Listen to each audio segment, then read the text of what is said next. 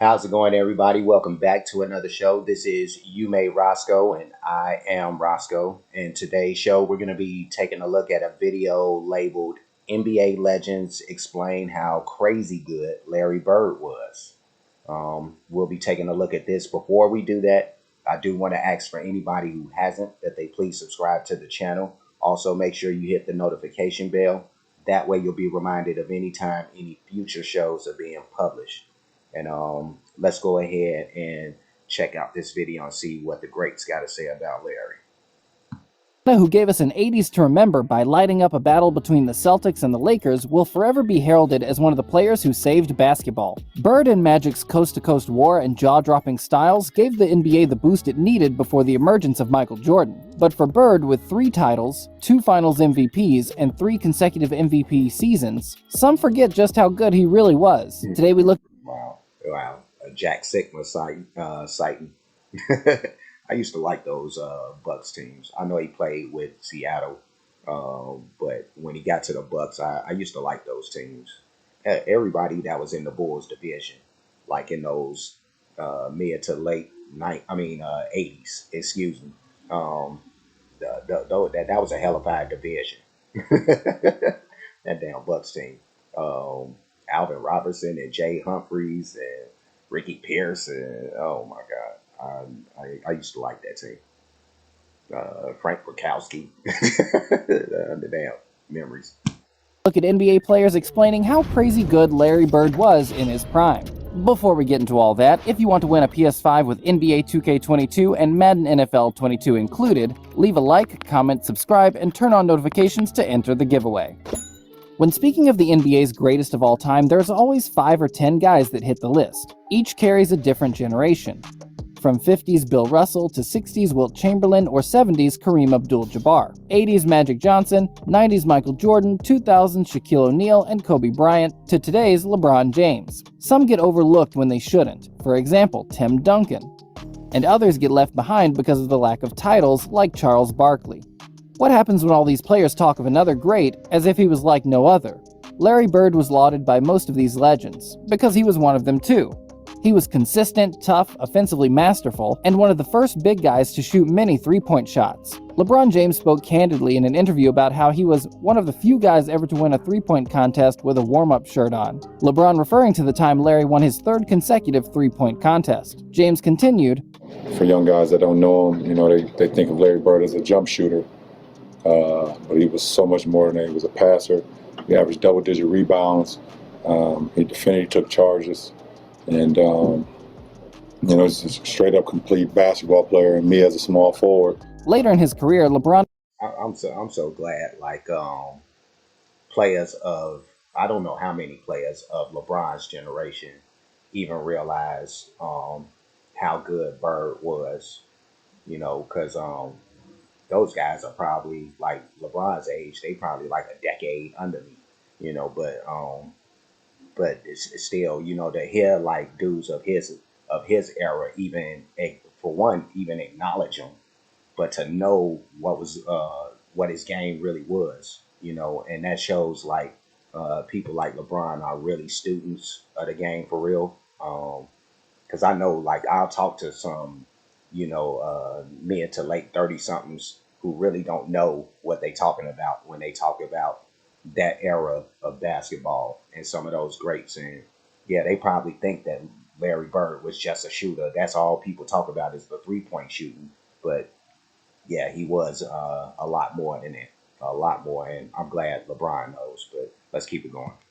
Adapted his game to the new way of basketball, which was a charge led by the Golden State Warriors in shooting more from behind the arc. LeBron was considered a big guy, but began shooting more threes and no doubt was heavily influenced by the fact that Larry Legend had already achieved this feat in the 80s. In another interview when asked about his top 3 of all time, LeBron put Larry Bird firmly in there with MJ and Dr. J. My God, 3, Larry Bird, Dr. J, Michael J. Shaq had a very different opinion on Larry initially. He said he disliked Bird because he was You're gonna reconsider this whole morning thing. With Taco Bell's warm breakfast quesadilla, crisp hash brown, Cinnabon delights. jealous. He thought, how could this regular-looking guy do everything? Never really had a chance to play against Larry Bird, but I actually used to hate Larry Bird. I hated him. Shaq soon realized as he grew older and wiser that despite getting the luck of the Irish with the Celtics, Larry made his own luck when it came to shooting the ball. Shaq, at 7'1", of course, had a completely different style of game at the time. He was built to the max and used brute force to impose his will on the defense and rack up the points, blocks, and rebounds. Shaq was also faster than most give him credit for, particularly in the early part of his career. O'Neal the rebound, now the Magic with a final shot. I can't wait to one of these days coming up. I'm gonna do like a reaction to like Shaq, a Shaq video, because people just think of him. Oh man, I remember those early days, even in his college days. Like he was fast, definitely was fast and nimble and all that. But his defensive prowess, is something that gets forgotten about. Is how good he was on the defensive end. Maybe because once a lot of people picked up on him, he was in his Laker days and he was a little bit bigger and not as nimble, as he was in those Orlando days. But yeah, he was definitely all about the power when it came to those Laker days. But that defensive prowess of his. But this is about Larry, so let's keep this going. Chance. O'Neal runs the floor, takes it all the way. Bird was notoriously slow, which was all the more testament to his skill set, but his basketball IQ was just on a different planet. He once sank a shot from behind the backboard, which O'Neal chalked down to a fluke following a bet with his friend. Sam Vincent to Bird, and it goes in! It doesn't count, but it goes in! I've seen everything! Shaq never really got the chance to play against Larry Bird, which is unfortunate, because I don't think it would have taken him so long to recognize greatness. On the other hand, yeah, I don't know why he would hate Bird, unless he was a fan of like the Lakers or whatever. But a lot of black guys, I guess they just get perturbed at the fact, like, how is he doing this? If you hear like a lot of guys who watch this game, whether during that time or just through videos or whatever, like they are marveled at the fact that this slow dude is getting past people and still being able to dominate like he is. But me, I was a Bird fan, always, and yeah, no, I recognize the same thing, which made it even more special for me when the fact that he was slow, he seemed not as athletic, but that was a testament to his IQ basketball wise, and how he was able to pick his spots in certain spots to be able to do some of the things he was able to do. But let's keep this going. I've seen everything! Shaq never really got the chance to play against Larry Bird, which is unfortunate, because I don't think it would have taken him so long to recognize greatness. On the other hand, six-time NBA champion Kareem Abdul-Jabbar battled Bird on numerous occasions while playing with the Showtime Lakers. Bird got the better of him in the 1984 finals, and took another two in a decade that was largely dominated by the purple and gold. Kareem spoke about how Larry might have been the best he had played against, and said, how good was Michael Bird? Jordan. I don't think people look at him and think, Yeah, he's a white guy, slow guy. The chubby white guy, he wore us out, man. Because see, this muscle here, the one between his ears, Yeah. that was his best, because he made the three-pointers and he had assists and rebounded, steals. He was always at the right place at the right time on the court. One of the great players, I had the opportunity to play against. 11-time All-Star Charles Barkley, a regular season MVP during a star-filled 90s, was once asked, "Are you better than Bird?" And he took a long pause before answering, which is very telling. Am I better than Bird? Oh man, that's a great question. Most great players respond immediately with how they think they're the best, because you have to have that kind of mentality in order to get to the top. Instead, Barkley answered, I'm a better rebounder. I'm probably a better defender. He's a better shooter, obviously. A lot of people talk about who's better. But you have to have that mentality. No, you know. I think, it's a team game. I think deep down he knew that Bird was a better player, and for someone as good as Chuck to be stumped like that in an interview shows you how heavy the weight of Larry Bird's leg. And that's crazy because if you look at the numbers, they probably like very, very comparable, their numbers career wise, but yeah, Bird was better. Bird was better because first of all, he contributed to more winning. That's just, and he said it. Barkley said it. Like, it's a team game, and Bird was more integral in team success than Barkley was. But and Barkley didn't have the teams that that Bird would have. Like he played on the Sixers when Dr. J and Moses was kind of old, so he and Maurice Cheeks, and Andrew Toney. He had some good players around him, but not to the degree that Bird would have had. So but again, team sport. Barkley did say he was a better rebounder, which he was. He was and probably a better defender in them early years, of Barkley, because he did like play a little bit of defense, which people don't realize. But Bird, they don't realize how good and strategic Bird was on the defensive end, So, man, yeah, but very comparable numbers when I think about it now, So let's keep this going. Legacy was. Former teammate Kevin McHale also references how unreal Bird was to play. Today's the day. You're talking about a 5-hour dive. We can make it. I'm what you call a boutique hotel. I'm looking to provide a more unique experience. Do you like single origin coffee over a game of chess? Me too.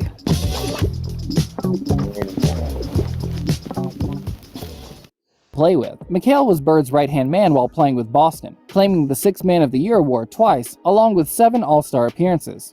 His story of a specific Detroit game is fascinating. There was a bit of time left on the clock, and we had beaten Detroit, and I just scored 56, and I'm walking off the court, and Larry said, "Where are you going?" I said, "I'm done." I said, "I'm exhausted. I'm tired." Larry goes, "Don't do it, man, because when I get that hot, I'm not coming out of the game." A week later, he got that hot. He looked at me at about 50 points, and he looked at me and said, "I told you." The pair would go on to win 3 titles together, and McHale would continue to tell stories that live on in Celtics folklore forevermore. A highlight being a throwback from Bird's brutal trash talk at a game in Phoenix. We have a play, out of bounds play, I'm taking it out, and Larry says, "I'm going to bust off the play, and I'm just going to come out, and I'm going to shoot a 3, and I'm like, "We're down 2. I'm like, "No, don't do that." I'm like, "Let's shoot a 2, please. Go to the hole, try to get fouled. Let's just get into overtime, see if we can't win this game." And Larry says, "No, I'm just going to bust a 3 on him." And I'm like, "Oh my gosh."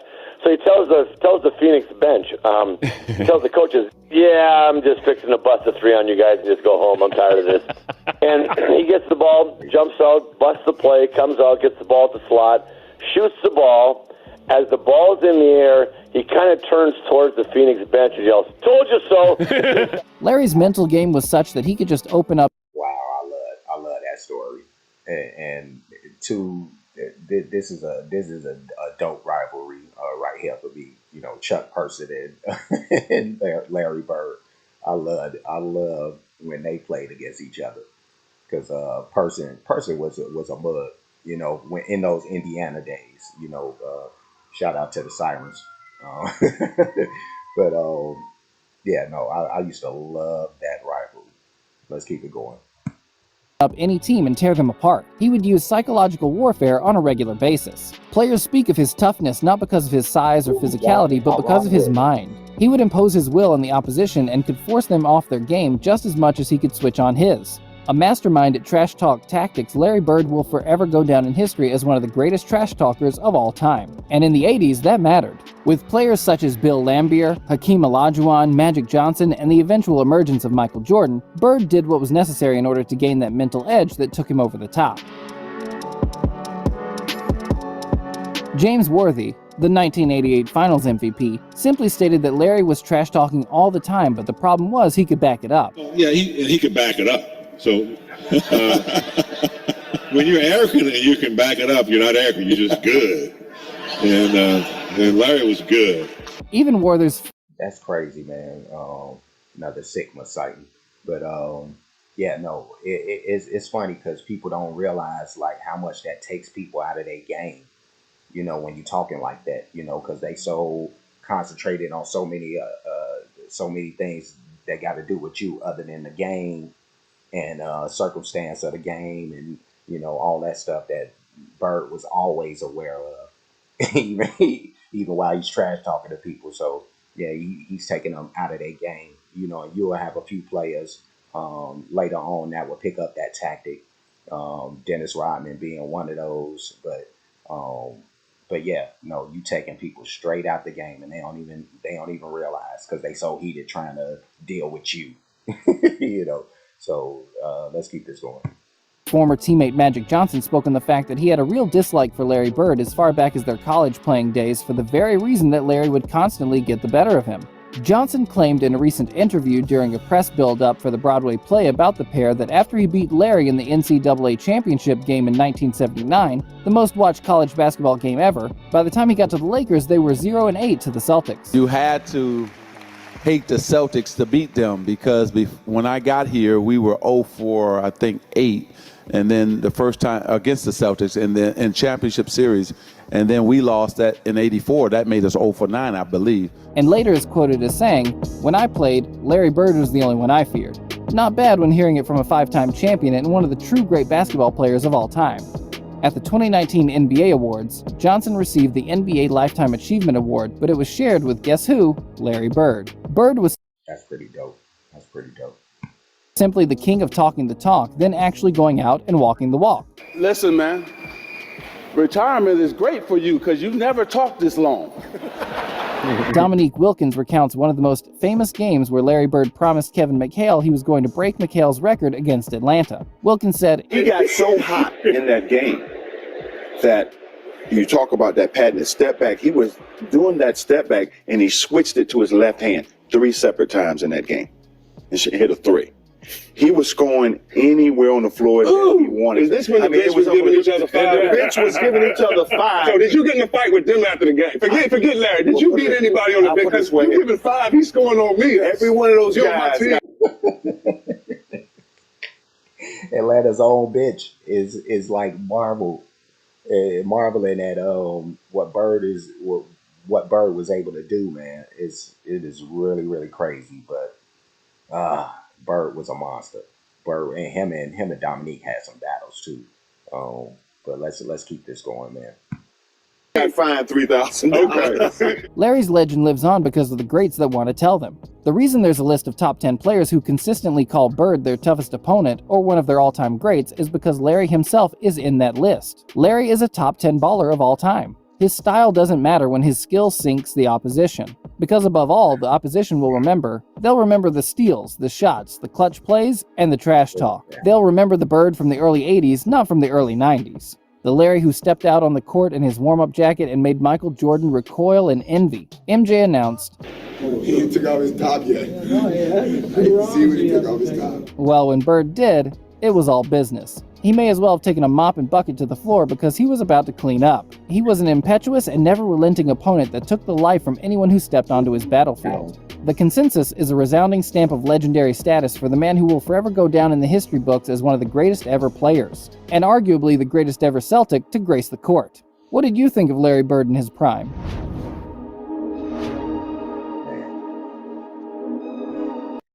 Man, I could tell you what I thought. I thought that man was a complete monster. And I use the word complete, you know what I mean, purposely, because there was nothing this man couldn't do.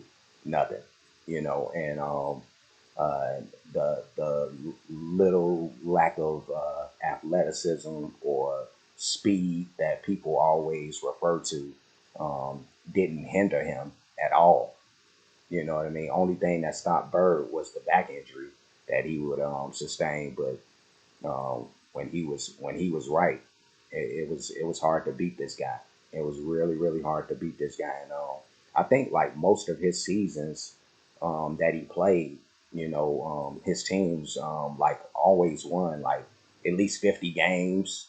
you know, he was always right there. Even when he started to slow down again because of injury, but he was right there with the best ever. You know what I mean? And a lot of people call him or say that he's probably the greatest player ever. You know, out of beyond saying Michael Jordan, because I live in Chicago. Was there when the Bulls was winning championships and all that stuff. So Mike is probably my goat, but yeah, no, Bird is like right there.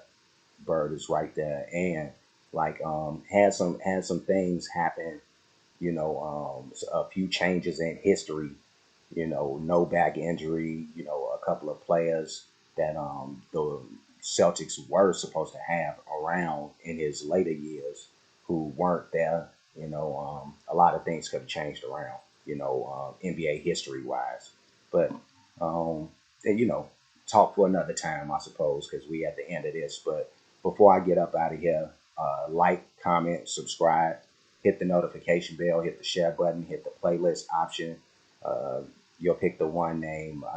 I'll end up throwing this in either sports reactions, basketball highlights. I do have a playlist like that, so you're just checking those playlists for this.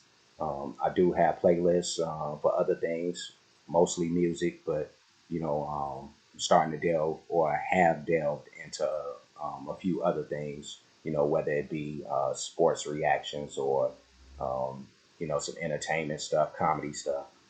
So check out all that stuff. But Cash App, $ you made Roscoe, PayPal at you made Roscoe. For those who like to show their support or appreciation for the work being done on the page, there's that. And that's about it. That's all I got. So I'm gonna get going. I will see you guys again very soon. So until next we meet, you guys be safe and be good.